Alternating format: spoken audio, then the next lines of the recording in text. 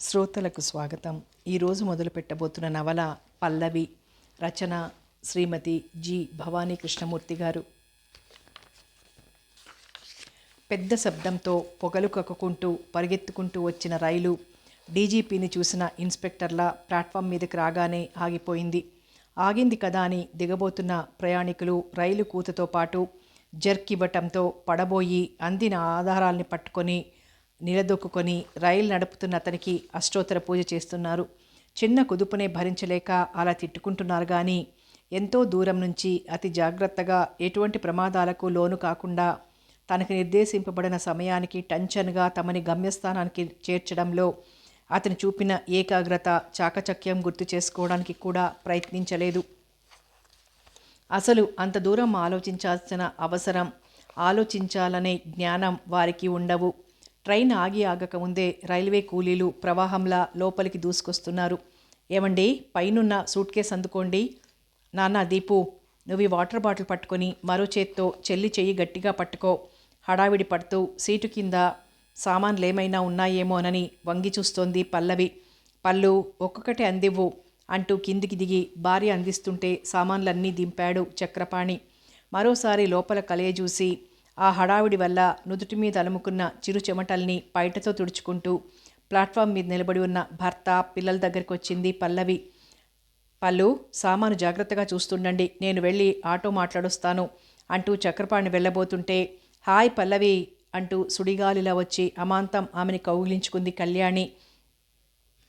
ఆ భంగిమని చూసి చక్రపాణి కించిత్ ఈర్ష్యపడ్డాడు. ఆమెనంత గాఢంగా కౌగిలించుకోవడం తన ఒక్కరి సొంతమే అయినట్లు, దానిని ఎవరో బలవంతంగా సొంతం చేసుకున్నట్లు మహా బాధపడిపోయాడు లోపలే. ఏవండి, నా ఫ్రెండ్ కళ్యాణి మన పెళ్ళికొచ్చింది, గుర్తులేదు? గుర్తుండకపోవడంలో ఏదో మహా అపరాధం అన్నట్లు భర్త ముఖంలోకి చూసింది పల్లవి. మన పెళ్ళికి రావడం సంగతి సరే, నువ్వు రోజు రాత్రి పగలు తారక మంత్రంలా ఆవిడ పేరు తలుచుకుంటూ ఉండడం మాత్రం నాకు బాగా గుర్తు. భార్య వైపు చూసి కొంటెగా నవ్వి, హలో, హవర్ యూ స్నేహంగా పలకరించాడు చక్రపాణి. ఫైన్, థ్యాంక్ యూ, పదండి, ఇంటికెళ్ళాక మాట్లాడుకోవచ్చు. బేబీ, బాబు, కమాన్. పళ్ళు, ఆ సూట్ కేస్ ఇలా ఇవ్వవే. చనువుగా 2 చేతులతో 2 సూట్ కేసులు పట్టుకొని ముందుకు నడిచింది కళ్యాణి. కొంత సామాను చక్రపాణి పిల్లల్ని ఒక ఆటోలో ఎక్కమని, స్నేహితురాళ్ళిద్దరూ మిగిలిన సామాన్తో మరో ఆటోలో ఎక్కి ఇంటికి బయలుదేరారు. కళ్యాణి ఆటోని తన ఇంటి ముందు ఆపించడం చూసి, ఏమిటే ఇక్కడికి తీసుకొచ్చావు? ఇల్లు చూశానని రాశావుగా అంది పల్లవి. నోరు మూసుకుని దిగుముందు కసిరి ఆటోవాడికి డబ్బులిచ్చి సామాను దింపడంలో పల్లవి సహాయం చేసింది. రామ్మ ఎదురొచ్చి లోపలికి ఆహ్వానించింది కళ్యాణి తల్లి విశాలాక్షమ్మ. కులాసాగా ఉన్నారా పిన్ని? కుశల ప్రశ్నలు వేస్తూ లోపలికి నడిచింది పల్లవి. అదే కులాసా, రా అలా కూర్చో. బాగా చిక్కిపోయారు అంటూ తమ వెనకే పిల్లల్ని తీసుకుని వచ్చిన భర్తని ఆవిడికి పరిచయం చేసింది పల్లవి. మొహమాట పడకే, లాభం లేదు సార్. పల్లు భర్త మీరీ ఇంట్లో సర్వస్వతంత్రులు. చక్రపాణికి కుర్చీ చూపించింది కళ్యాణి. దీపు, బుజ్జి, అమ్మమ్మకి దండం పెట్టండి. తల్లి ఆజ్ఞను అనుసరించి పిల్లలిద్దరూ చేతులు జోడించి నమస్కరించారు. మా నాయనే, మా తల్లే అంటూ ముద్దులాడుతూ, పదండమ్మ స్నానాలు చెద్దురుగాని అంటూ పిల్లలిద్దరినీ చెరో చేత్తో పట్టుకుని వంటగదిలోకి నడిచింది విశాలాక్షమ్మ. కళ్యాణి ఇద్దరికి చెరో కప్పు కాఫీ ఇచ్చి తనొకటి తీసుకొని కూర్చుంది పల్లవి పక్కన. ఏమే, అసలింటికి ఇల్లు దొరికిందా? ఊరికి రాసావా? ఎడం చేత్తో కళ్యాణి చేతికున్న గాజులు సవరిస్తూ అడిగింది పల్లవి. వేరే ఇల్లు చూసేదేమిటే, మీ ఇల్లు మీకే ఉంది. మా ఇల్లా? తెల్లబోయింది పల్లవి. ఐ మీన్, మీ ఇల్లంటే ఇదివరకు మీరుండే ఈ పక్కిల్లు మొన్ననే ఖాళీ అయింది. కొద్దిగా మైనర్ రిపేర్లున్నాయి, బాగు చేయిస్తున్నారు. 2-3 రోజుల్లో మనకి హ్యాండ్ ఓవర్ చేస్తారు. Very good. సో ఈ 2-3 రోజులు మీ ఇంట్లో తిష్ట వేయాల్సిందేనన్నమాట. ఏం, మా ఇంట్లో ఉంటే పాపం వస్తుందనుకున్నావా? పల్లవి బుగ్గలు పట్టి సాగదీసింది కళ్యాణి. అబ్బా, వదలవే మహాతల్లి, ఊరికే మాట వరుస కన్నాను. కళ్యాణి చేతుల్ని తప్పించుకొని అరచేతులతో బుగ్గలు రాసుకుంటూ ముఖం అదోలా పెట్టి, మరీ ఇంత మోటుతనమేమిటే అంది పల్లవి.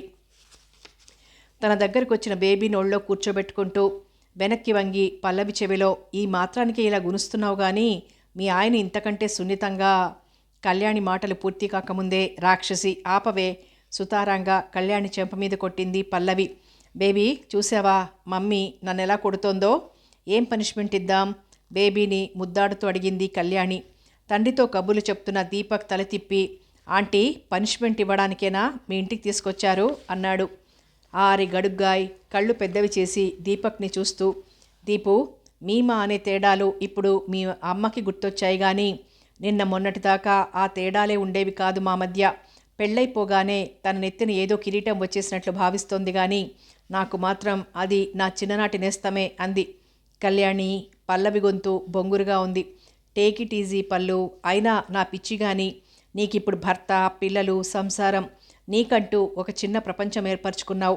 ఆ ప్రపంచంలో నాకు అంటూ ఒక చిన్న స్థలం కేటాయించావు. ఇన్నాళ్ల నుంచి మర్చిపోకుండా ఉత్తరాలు రాస్తున్నావు. చాలా సంతోషం అంటూ తన చేతిలో ఉన్న పల్లవి చేతిని ఆప్యాయంగా నొక్కుతూ, అమ్మాయి ఇంకా అలాగే కూర్చున్నారు, ముందు లేచి స్నానాలు చేయండమ్మా. స్నానం చేసి 2 మెతుకులు తినేసి కూర్చుంటే మీ ఇష్టం వచ్చినంతసేపు కబుర్లు చెప్పుకోవచ్చు విశాలాక్షమ్మ హెచ్చరించడంతో, అవును పదవే, కబుర్లలో పడితే మనకు అసలు టైం సెన్సే ఉండదు అంది. కాళ్ళు చేతులు విరుగుతాయంటుంది అమ్మ. కబుర్లలో పడితే ఏమీ విరగవా అమాయకంగా అడిగాడు దీపక్. అబ్బా పల్లు, నీ కొడుకు అసాధ్యుడే, వీడికి మరీ ఇంత గడుగ్గాయి బుద్ధులు వచ్చాయేమిటి అంది దీపక్ బుగ్గలు చిదిమి ముద్దు పెట్టుకుంటూ. ఏం చేస్తాం, విత్తనం ఒకటేస్తే మొక్కొకటి మొలుస్తుందా బలవంతంగా నిట్టూర్చింది పల్లవి. పేపర్ చూస్తున్నట్లు నటిస్తూ వారి మాటలు వింటున్న చక్రపాణి పేపరు పక్కకు జరిపి కొరకొర భార్య వైపు చూశాడు. ఓరకంట అతన్ని గమనించిన పల్లవి తనలో తనే నవ్వుకుంది. అమ్మా, నేను మొక్కని కాదుగా, బుల్లి బాబుని, నీ దీపుని. తల్లి మెడ చుట్టూ చేతులు వేసి గారంగా అన్నాడు దీపక్. అవును నాన్న, నా దీపువి, మా ఇంటి దీపానివి, నా కంటి వెలుగువి. కొడుకు లేతి చెంపల్ని గట్టిగా ముద్దు పెట్టుకుంది పల్లవి. అమ్మ కొడుకు తీరిగ్గా ముద్దులాడుకుందరు గాని స్నానానికి లేవండి అంటూ లేచింది కళ్యాణి. చక్రపాణి లేచి షర్ట్ బటన్లు విప్పుకుంటూ, పల్లు చిరాగ్గా ఉంది, ముందు నేను చేసొస్తాను, ఈలోగా బట్టలు తీసుంచు అన్నాడు. ముందు వీళ్ళిద్దరికీ చెరో చెంబు పోసి పంపిద్దురు, నన్ను నానా తిప్పలు పెడతారు నీళ్ల దగ్గర అంది బ్రతిమాలుతున్న ధోరణిలో. రామరామ, రోజూ ఇంటి దగ్గర చాకిరీ అంతా నా చేతే చేయిస్తున్నామనుకుంటారు మీ ఫ్రెండు. తప్పించుకుందామని అతని ప్రయత్నం. నోనో, నేను అలాగేమీ అనుకోను. పని దగ్గర మా పల్లు సూపర్ ఫాస్ట్ ఎక్స్ప్రెస్ అని నాకు తెలుసు. లైఫ్ పార్ట్నర్స్కి హెల్ప్ చేస్తే చేయించుకుంటే తప్పేమీ లేదు అంది కళ్యాణి వచ్చే నవ్వు ఆపుకుంటూ. పల్లవి వైపు ఒకసారి ఉరిమి చూసి పిల్లలిద్దరినీ చెరో చేత్తో పట్టుకొని బాత్రూంలోకి నడిచాడు చక్రపాణి. పల్లవి స్నానం భోజనం ముగించొచ్చేసరికి చక్రపాణి కొడుకుని కూతుర్ని చెరో పక్క పడుకోబెట్టుకుని గుర్రెట్టి నిద్రపోతున్నాడు. వెల్లకిలా పడుకుని ఉండడం వల్ల ఛాతీ విచ్చుకున్నట్లుగా అయి కట్బనీన్ బిగుతుగా ఉన్నట్లు అనిపిస్తోంది. పుష్టిగా బలంగా ఉన్న శరీరం యవ్వనంతో మిసమిసలాడుతోంది. చేతులు గుండెల మీద పెట్టుకొని నిశ్చింతగా నిద్రపోతున్న అతని ముఖం మరింత ముద్దొస్తోంది పల్లవికి. ఉంగరాల జుట్టు ఫ్యాను గాలికి నుదుటి మీద అలవోకగా కదులుతోంది. ఆకుపచ్చ నీడలు తేలి నున్నగా మెరుస్తున్నాయి చెంపలు. తన పెదవుల్ని తమతో జత కలపమని ఆహ్వానిస్తున్నట్లుగా ఉన్నాయి అతని పెదవులు.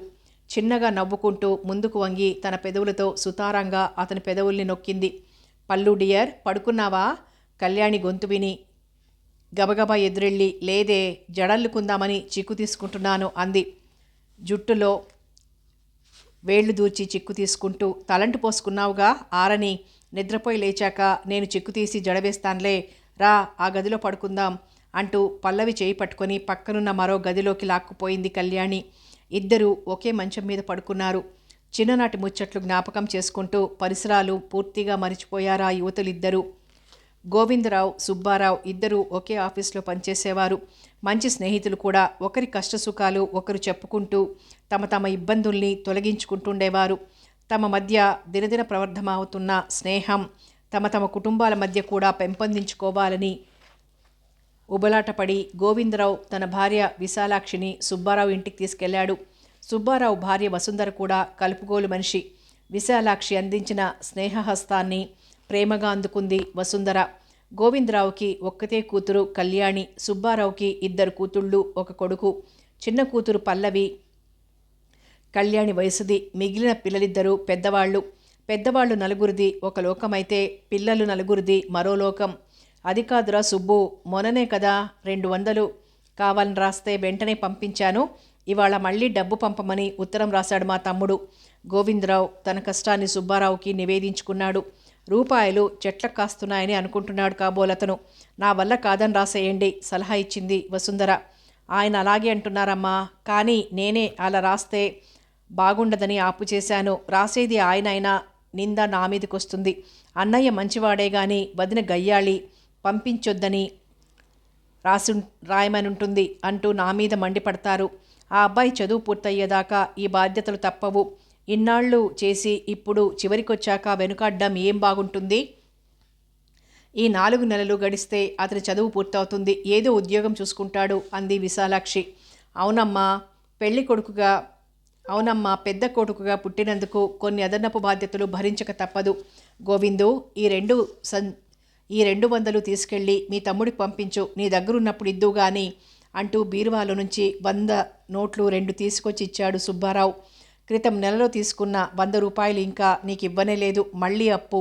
నోట్లో జేబులో పెట్టుకుంటూ బాధగా అన్నాడు గోవిందరావు. ఇద్దు గాని లేవోయ్. సరే గాని మీ ఇంటి దగ్గరలో ఇల్లేదైనా ఖాళీ ఉంటే చూడబోయ్. మా ఓనర్ పోరు పడలేకుండా ఉన్నాం. గోవిందరావు డబ్బు తీసుకోవడానికి ఇబ్బందిగా ఫీల్ అవుతున్నాడని గ్రహించి మాట మార్చేశాడు సుబ్బారావు. ఆయన ఇచ్చేదేమిటి? ఇదంతా మా కోడలిది కాదు. కళ్యాణ్ని ఎత్తుకొని ముద్దులాడింది వసుంధర. పిల్లలు 4 వాళ్ల బుల్లి ప్రపంచంలో పూర్తిగా లీనమైపోయి ఉన్నారు ఆటలతో.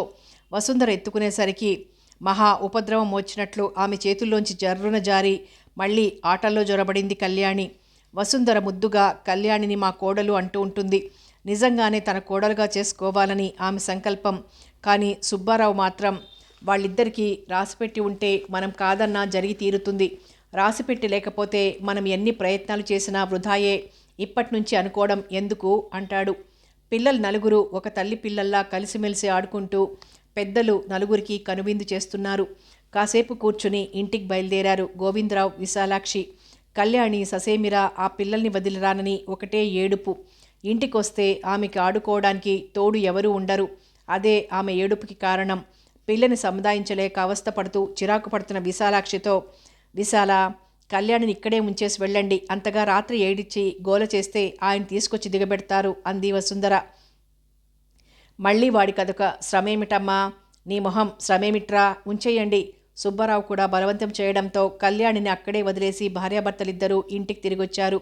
మర్నాడు ఉదయం తెరతెరవారుతుండగానే భర్తని నిద్రలేపి, ఏవండి, మన పక్కింట్లో వెనకవైపు పోర్షన్ ఈ నెలాఖరికి ఖాళీ అవుతుందట. ఇప్పుడే పని మనిషి చెప్పింది. వాళ్ళింట్లో కూడా ఇదే చేస్తుంది కదా. ఇప్పుడే ఆ విషయం చెప్పింది. చెప్పేసి వచ్చినంత వేగంగానూ వెళ్ళిపోయింది విశాలాక్షి.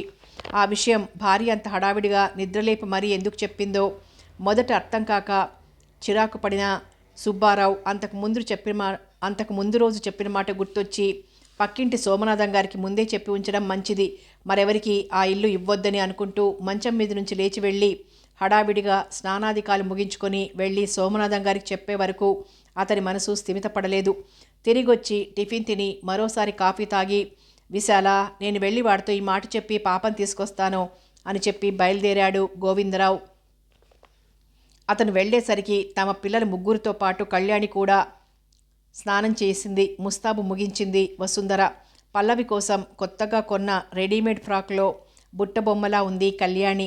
ఇంటి విషయం సుబ్బారావు చెవిన వేసి కళ్యాణిని అట్నుంచి అటే తీసుకెళ్లి స్కూల్లో దిగబెట్టి ఇంటికొచ్చాడు. కళ్యాణి విషయం భార్యకు చెప్పి భోజనం చేసి ఆఫీస్కి బయలుదేరాడు గోవిందరావు. పక్కింట్లోకి వచ్చిన దగ్గర నుంచి వారి స్నేహం మరింత బలపడుతుందని సంతోషపడ్డారు 4.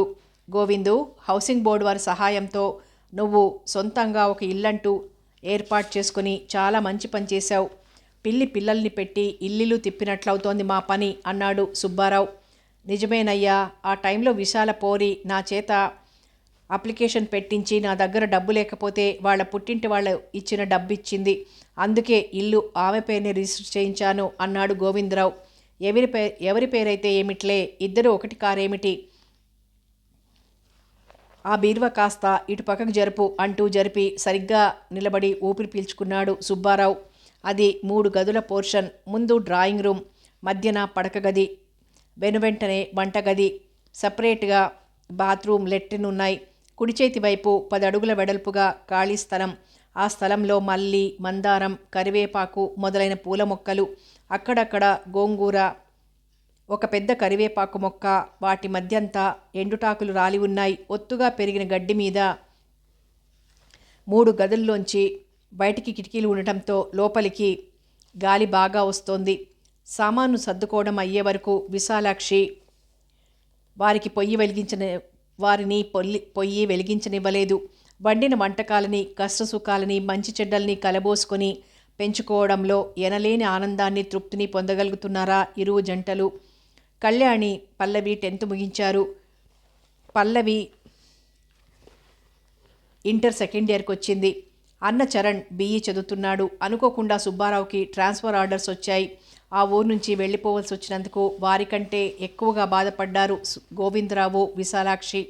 ఆడపిల్లలిద్దరినీ తమతో తీసుకెళ్లిన మగపిల్లవాడి చదువు మధ్యలో ఆపడం కుదరదు కాబట్టి తమ ఇంట్లోనే ఉంచమన్నాడు గోవిందరావు. సుబ్బారావు దంపతులు వెంటనే సంతోషంగా అంగీకరించిన చరణ్ హాస్టల్లో ఉంటానని ఖచ్చితంగా చెప్పడంతో ఎవ్వరూ ఏమీ అనలేకపోయారు. పల్లవి, కళ్యాణి మాత్రం ఒకరిని విడిచి ఒకరు ఉండలేక ఆ విషయం విన్న దగ్గర నుంచి ఒకటే ఏడుపు. వాళ్ళిద్దరినీ సమాధానపరిచేసరికి పెద్దవాళ్లకి తలప్రాణం తోక్కొచ్చింది. రాజమండ్రి వెళ్ళాక తరచుగా ఉత్తరాలు రాస్తూనే ఉంది పల్లవి. జవాబులిస్తూనే ఉంది కళ్యాణి. వారి ఉత్తరాల నిండా విరహ వేదనాపూరిత వాక్యాలే. గోవిందరావు ఆఫీస్ నుంచి ఇంటికొస్తూ సైకిల్ సిటీ బస్సుకు గుద్దుకోవడంతో అక్కడికక్కడే మరణించాడు. అప్పట్నుంచి వారి జీవితంలో అపశృతి మొదలైంది. కబురు తెలియగానే చరణ్ వచ్చి వారికి అండగా నిలిచాడు. టెలిగ్రామ్ అందగానే భార్యాబిడ్డలతో హుటాహుటిన పరిగెత్తుకొచ్చాడు సుబ్బారావు. స్నేహితుని మరణానికి ఎంతగానో విలపించాడు. విశాలాక్షమ్మని ఓదార్చడంతో పాటు భర్తకి ధైర్యం చెప్పాల్సిన బాధ్యత కూడా వసుంధర వహించాల్సి వచ్చింది. కర్మకాండ అంతా ముగిశాక విశాలాక్షమ్మని, కళ్యాణ్ని తమతో రమ్మని అర్థించాడు సుబ్బారావు. మృదువుగా తిరస్కరించింది విశాలాక్షమ్మ. గోవిందరావు ఆఫీస్ నుంచి రావాల్సిన ప్రావిడెంట్ తాలూకు సొమ్ముతో రోజూ తప్పనిసరిగా వచ్చి వారి అవసరాలు చూసి వెళ్తూ ఉండమని హెచ్చరించింది. విశాలాక్షమ్మకి ధైర్యం చెప్పి తిరుగు ప్రయాణమయ్యాడు సుబ్బారావు.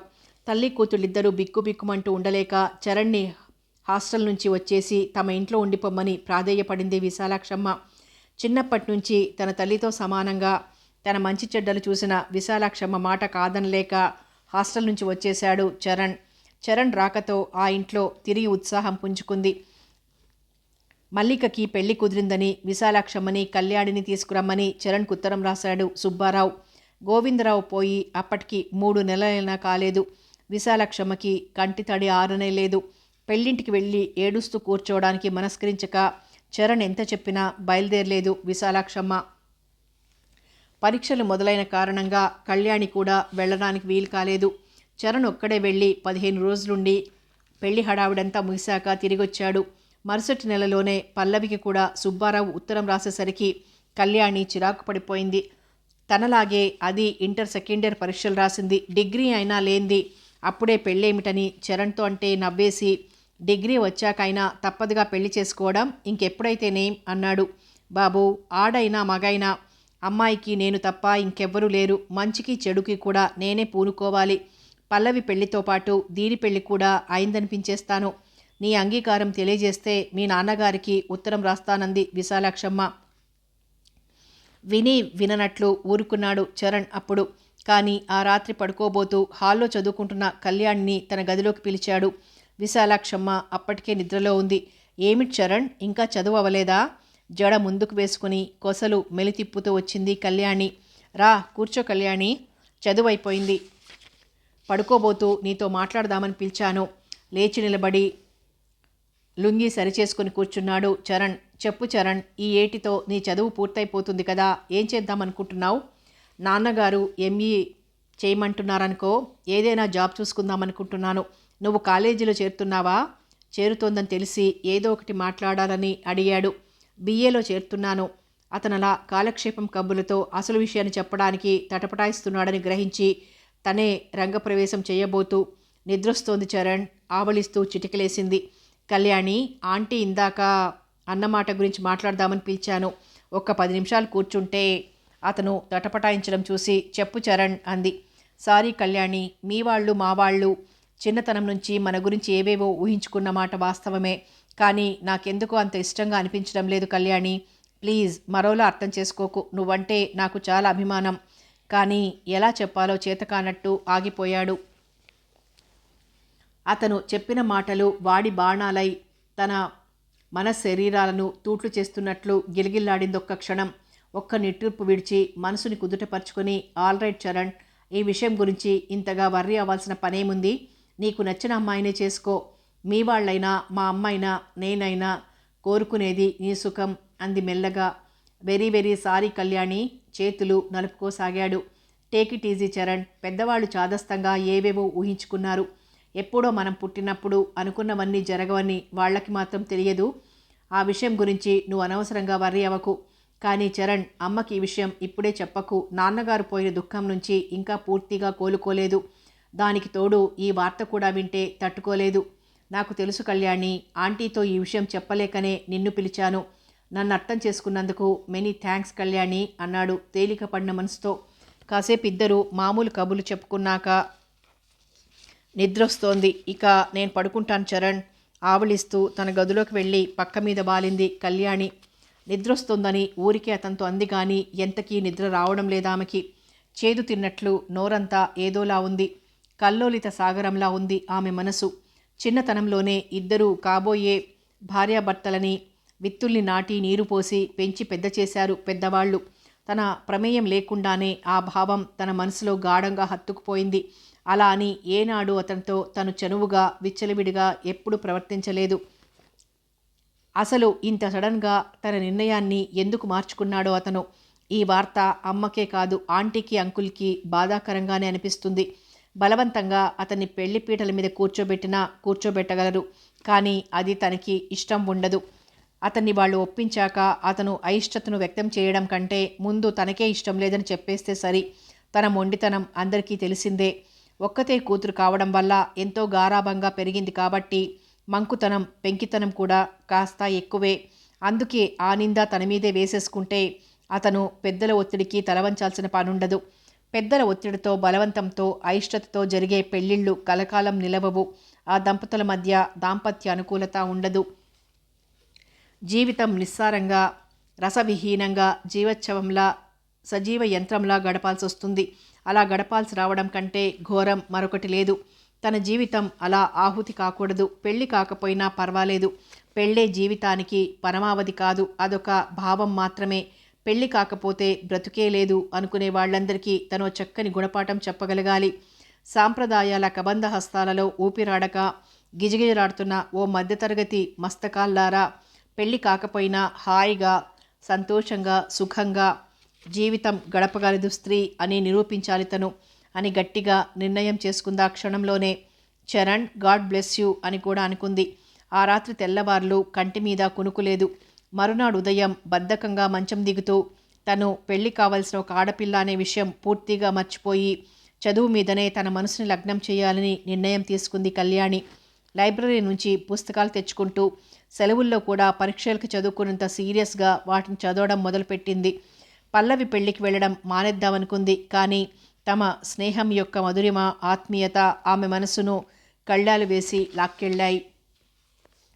చరణ్, కళ్యాణి ఎంత బ్రతిమాలినా విశాలాక్షమ్మ మాత్రం బయలుదేరలేదు. తల్లిని ఒంటరిగా వదిలిపెట్టి వెళ్ళడానికి గిజగిజలాడింది కళ్యాణి మనసు.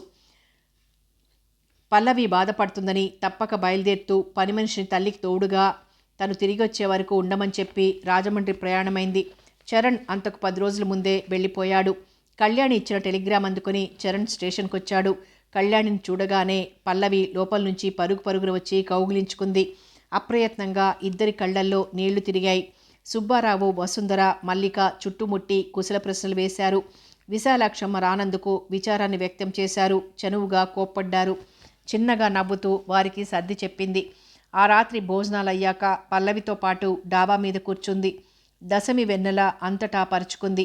పల్లు, ఇంటర్ పూర్తయిందో లేదో అప్పుడే ఈ పెళ్ళేమిటి? అంతవరకు ఆపుకున్న కోపాన్ని వెళ్ళగక్కింది. ఏం చెయ్యనే తల్లి, బావగారి దూరపు బంధువు అయిన ఈ చక్రిపాణి గారు నన్ను అక్క పెళ్లిలో చూశారట. తరువాత బావగారి ద్వారా నాన్నగారికి కబురు చేశారు. కట్న కానుకలు లాంఛనాలు ఏమీ అక్కర్లేదు, పిల్లని మాత్రమే ఇచ్చి పెళ్లి చేయండి అంటూ కాళ్ళ దగ్గరకు వచ్చిన సంబంధమని అమ్మ నాన్న గొడవ చేస్తే కాదనలేకపోయాను. ఏదైనా వంక పెడదామన్నా ఆయనలో నాకే లోపము కనిపించలేదు. కళ్యాణి, తప్పించుకోవడానికి ఆయన నన్ను చూశారు కానీ నేను ఆయన్ని చూడలేదు అంటే ఆ విషయం తెలిసిన 4వ నాడే చిరునవ్వుతో మా గుమ్మం ముందు ప్రత్యక్షమయ్యారు. ఎంతో ప్రేమగా ఆప్యాయంగా మాట్లాడి నా మనసు ఆకట్టుకున్నారు. ఇప్పుడు కాకపోతే మరో 2 ఏళ్లు గడిచాకైనా పెళ్లి చేసుకోవడం తప్పదు. నా ప్రేమను అర్థిస్తూ నేను కావాలని కాంక్షించే ఆయన్ని కాదనడం నా మూర్ఖత్వమే అవుతుందనిపించి ఓకే అనేశాను అంది పల్లవి. అలా చెప్తున్నప్పుడు ఆ కళ్ళల్లో కోటి చందమామల కాంతి, గొంతులో అనంతమైన అనురాగం ధ్వనిస్తోంది. మరోసారి ఆ మాట తలపెట్టే సాహసం చేయలేకపోయింది కళ్యాణి. చక్రపాణిని చూశాక చక్కని ఈడు జోడు పల్లవి అదృష్టవంతురాలు అనుకోకుండా ఉండలేకపోయింది కళ్యాణి. పల్లవిని అంటిపెట్టుకుని తిరుగుతూ పెళ్లి సంబరంలో పాల్గొంది ఉత్సాహంగా. పల్లవి అత్తవారింటికి వెళ్తుంటే ఆమెని కౌగిలించుకొని పసిపిల్లలా వెక్కి వెక్కి ఏడ్చేసింది. తమ బాధని దిగమింగుతూ పల్లవి కళ్యాణిలను ఓదార్చవలసొచ్చింది. సుబ్బారావు, వసుంధర వాళ్ళు ఉండమని బలవంతం చేసినా తల్లి ఇంటి దగ్గర ఒంటరిగా ఉందని చెప్పి ప్రయాణమైంది ఆ రోజే. ఆమె చెప్పిన కారణం విన్నాక కాదనలేకపోయారెవ్వరూ. ట్రైన్ ఎక్కించాక, అమ్మా కళ్యాణి, నీ పెళ్లి విషయం అమ్మ ఉత్తరం రాసింది నాకు. చరణ్కి ఏదైనా ఉద్యోగం దొరికాక వెంటనే ముహూర్తాలు పెట్టించేస్తాను. నేను ఉత్తరం రాస్తాననుకో, ఈ విషయంలో నిశ్చింతగా ఉండమని అమ్మకి నా మాటగా చెప్పు అన్నాడు సుబ్బారావు. అంకుల్, మీరు మరోలా అనుకోనంటే ఒక మాట మృదువుగా అంది కళ్యాణి. తను వెళ్ళాక ఉత్తరం రాద్దామనిపించినా ఈలోగానే ముహూర్తం పెట్టించేస్తారేమోనన్న భయంతో. చెప్పమ్మా, ఆమె ఏం చెప్తుందోనని ఆత్రంగా చూశాడు సుబ్బారావు. చరణ్కి వేరే ఏదైనా సంబంధం చూసి చేసేయండి అంకుల్, సూటిగా అతని ముఖంలోకి చూడలేక తలదించుకుంది. ఏమ్మా, ఏమైంది? ఇద్దరు ఏదైనా మాట అనుకున్నారా? గాబరాగా అడిగాడు. అబ్బెబే, అటువంటిదేమీ లేదంకుల్. అమ్మ ఆరాటమే తప్ప నాకు ఇప్పుడప్పుడే పెళ్లి చేసుకోవాలని లేదు అంది తడబడుతూ. ఏమ్మా, నువ్వు ఎవరినైనా ప్రేమించావా? సుబ్బారావు అలా అడగగానే చిన్నగా నవ్వుతూ, అటువంటిదేమీ లేదంకుల్. ప్రేమించాలనే ఉద్దేశమే కలిగితే చరణ్నే ప్రేమించి తొందరగా మా పెళ్లి చేసేయమని నేనే మిమ్మల్ని రిక్వెస్ట్ చేసేదాన్ని అంది. నీకు నవ్వెలా వస్తుందమ్మా? బాధగా చూశాడు Subbarao. Take it easy uncle. పెళ్లి చేసుకోవాలని నాకు అనిపిస్తే ముందుగా మీకే చెప్తాను. పల్లవిలాగే నేను మీ కూతుర్నంకుల్. మీరు కాక మాకు ఇంకెవరున్నారు చెప్పండి? మీకు తెలుసుగా, మా బాబాయిలు, అత్తయ్యలు, నాన్నగారున్నన్నాళ్ళు డబ్బు కోసం సతాయించారు. పోయినప్పుడు చుట్టం చూపుగా వచ్చి ముఖం చూపించి మొక్కుబడి తీర్చుకొని వెళ్ళిపోయారు. మీరు చరణ్ పూనుకోకపోతే ఆ సమయంలో చాలా ఇబ్బంది పడేవాళ్ళం బాధగా అంది. పోనీ తల్లి, మిమ్మల్ని ఎవరూ చూడక్కర్లేదు. ఆ భగవంతుడే మిమ్మల్ని కాపాడుతాడు. మీ నాన్న నా ప్రాణ స్నేహితుడు. ఆ సమయంలో నా ధర్మం నేను నిర్వర్తించాను తప్ప నేను అతిగా చేసిందేమీ లేదు. కళ్యాణి తలనిమిరాడు సుబ్బారావు. అలా భావించడం మీ మంచితనానికి నిదర్శనం.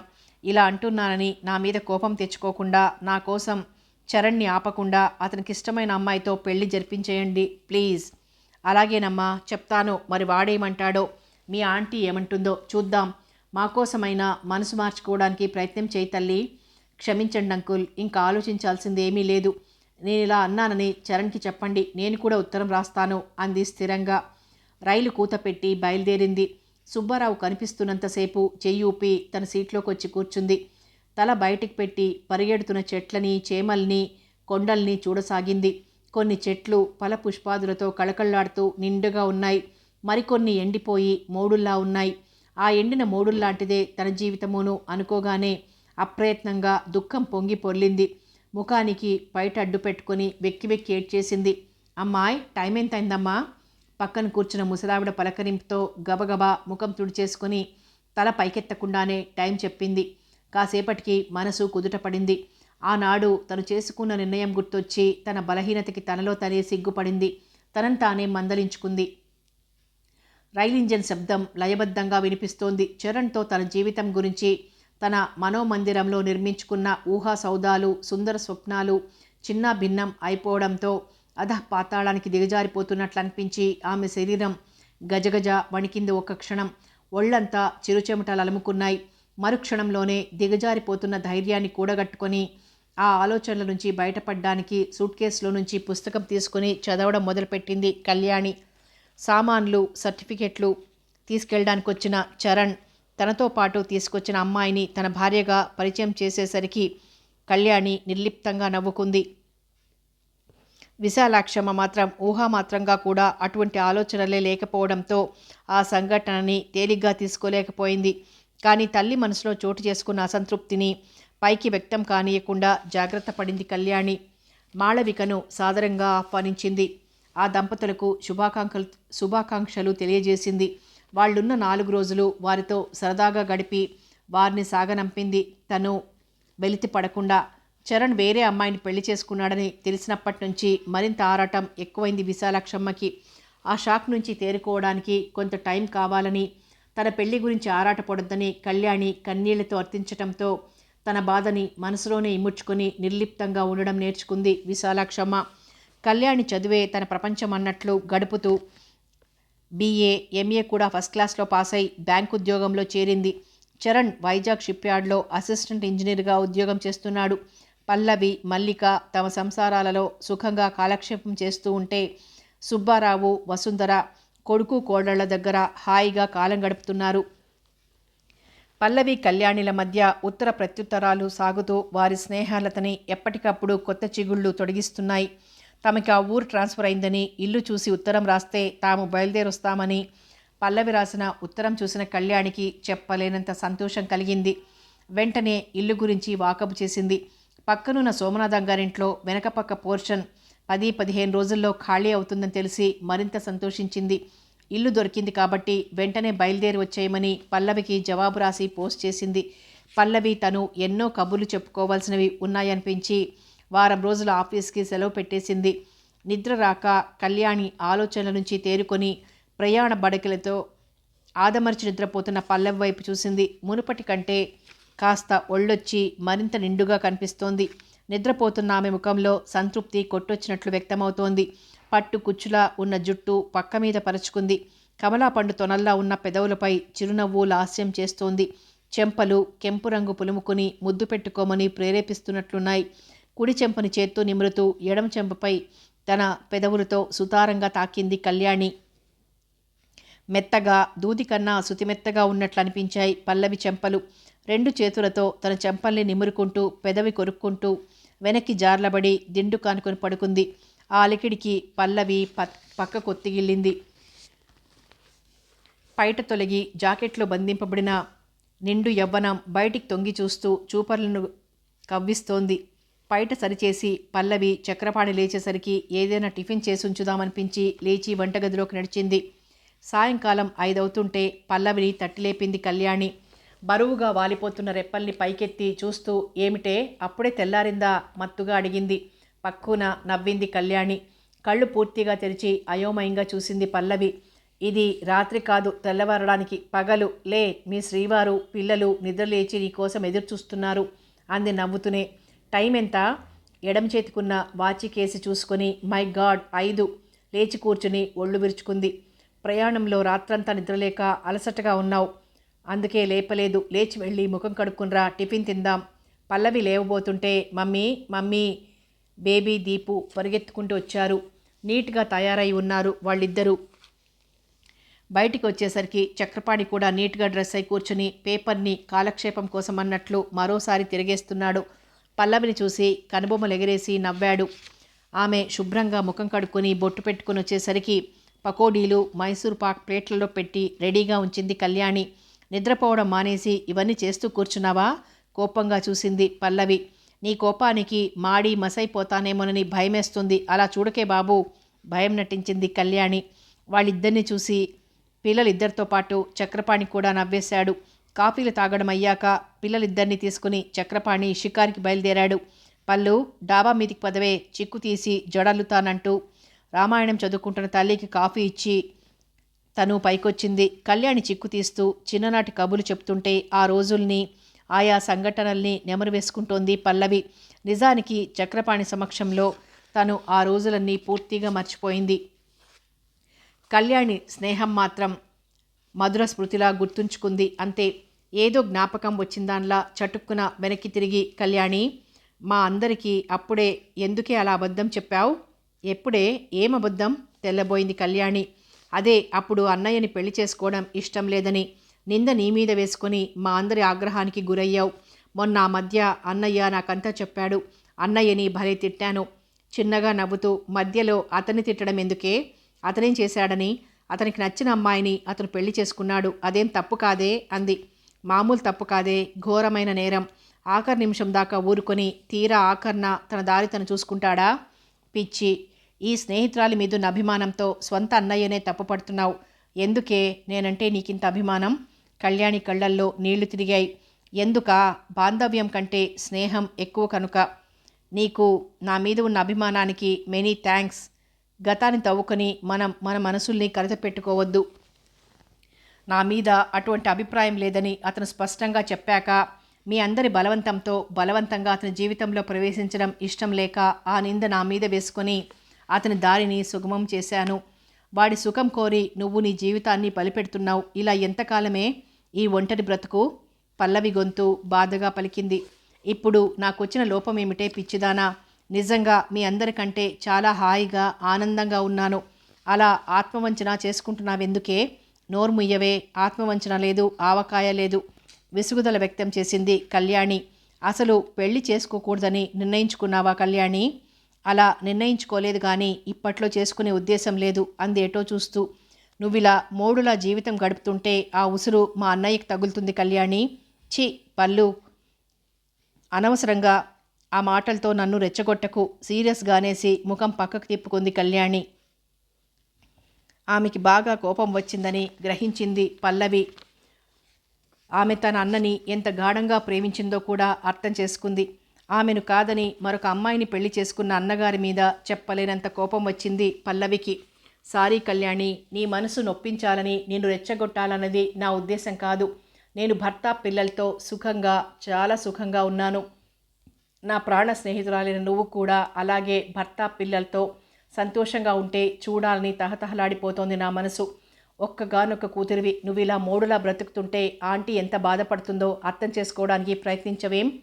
ఏవో పెద్ద చదువులు చదివేసినంత మాత్రాన, ఉద్యోగాలు చేస్తూ ఊళ్ళెళ్తున్నంత మాత్రాన, వేలకు వేలు డబ్బు సంపాదిస్తున్నంత మాత్రాన స్త్రీకి పరిపూర్ణత్వం రాదు. పల్లు ప్లీజ్ ఆ టాపిక్ వదిలేయ్.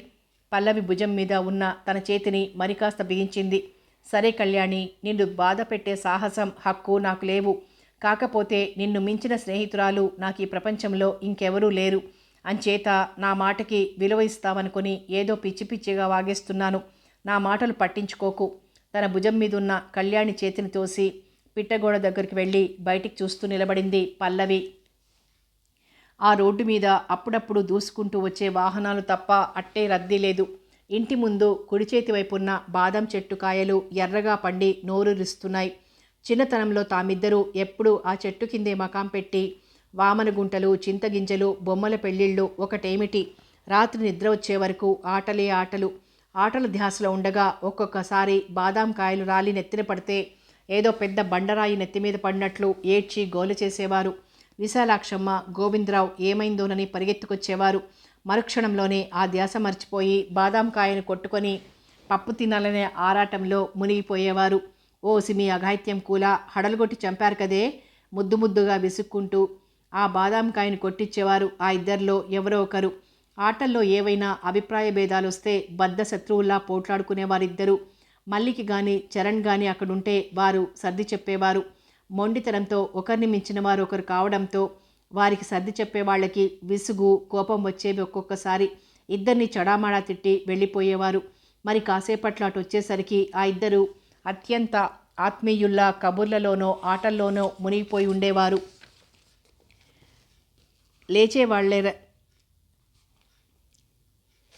లేచేవాళ్ళెవరైనా చూస్తే అంతకు 5 నిమిషాల వరకు బద్ధ శత్రువుల్లా పోట్లాడుకున్నారంటే చచ్చినా నమ్మరు. సరికదా, ఆ చెప్పిన వాళ్ళనే పిచ్చివాళ్లలాగా ఎగాదిగా చూస్తారు. తమ చిన్ని ప్రపంచంలో ఎవరికీ చోటు లేదు అన్నట్లు తమతో ఇంకెవర్ని అట్టే చేరనిచ్చేవారు కాదు పల్లవి, కళ్యాణి. మల్లిక, చరణ్లకి వేరువేరు మిత్ర బృందాలున్నాయి కాబట్టి వాళ్ళు వీళ్ళ ఆటల్లో అంతగా కలుగు చేసుకునేవారు కాదు. ఇద్దరూ కలిసి స్కూలుకు వెళ్ళి కలిసి తిరిగి వచ్చేవారు. రాత్రి పడుకునే వరకు ఇద్దరూ ఒకే చోట, ఒక్కోసారి ఇద్దరూ ఒక్కచోటే ఒక మంచం మీదే పడుకునేవారు. చూసేవారికి కవల పిల్లలా అన్నట్లుండేవారు. వారి అపూర్వ మైత్రికి ఆ ఇద్దరి తల్లిదండ్రులకే కాక ఇరుగు పొరుగు వారు కూడా ఎంతగానో ముచ్చటపడేవారు.